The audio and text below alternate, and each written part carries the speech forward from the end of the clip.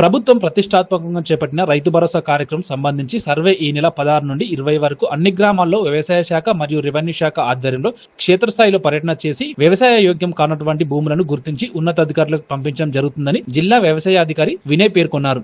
రామాయంపేట మండలం శివాయపల్లి గ్రామంలో క్షేత్రస్థాయిలో నిర్వహిస్తున్న సర్వేను జిల్లా వ్యవసాయ అధికారి వినయ్ పరిశీలించారు. చేపట్టినటువంటి రైతు భరోసా కోసం సాగుకు యోగ్యమైన భూములన్నిటికీ కూడా రైతు భరోసా ఇచ్చే ఉద్దేశంతోనే ఈ నెల 16 నుంచి 20 తారీఖు వరకు సర్వే నిర్వహించడం జరుగుతుంది. ఇది ముఖ్యంగా వ్యవసాయ మరియు రెవెన్యూ పంచాయతీరాజ్ శాఖల సమన్వయంతో ఈ సర్వే నిర్వహించడం జరుగుతుంది.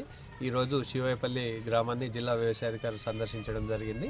సాగుకు యోగ్యం కానటువంటి భూములను గుర్తించి ఆ నివేదికను ప్రభుత్వానికి అందజేసి మనకు 20వ తారీఖు నుంచి జరిగేటువంటి గ్రామ సభలో ఈ అంశాలన్నింటినీ కూడా పేర్కొన్న తర్వాత ఈ నెల 26వ తారీఖు నుంచి రైతు భరోసా వచ్చే అవకాశం ఉంటుంది. కాబట్టి ఈ సర్వేలో రైతులు తమ విషయాలన్నీ కూడా శివాయపల్లి గ్రామంకు ఈరోజు దర్శించడం వల్ల మన రైతు భరోసా పథకం కింద ఈరోజు రావడం అయింది.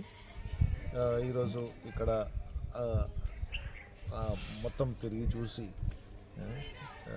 మన వ్యవసాయంకు యోగ్యం లేని భూములన్నీ గుర్తించి తొలగించడం జరుగుతుంది. సో దీనికోసము ఈరోజు వచ్చి నేను నా ఏఈఓ మన రెవెన్యూ డిపార్ట్మెంట్ నుంచి అధికారి అందరం కలిసి తిరిగి చూసి ఇవన్నీ సాయంత్రం వరకు మళ్ళా మన రిపోర్ట్ చేస్తామని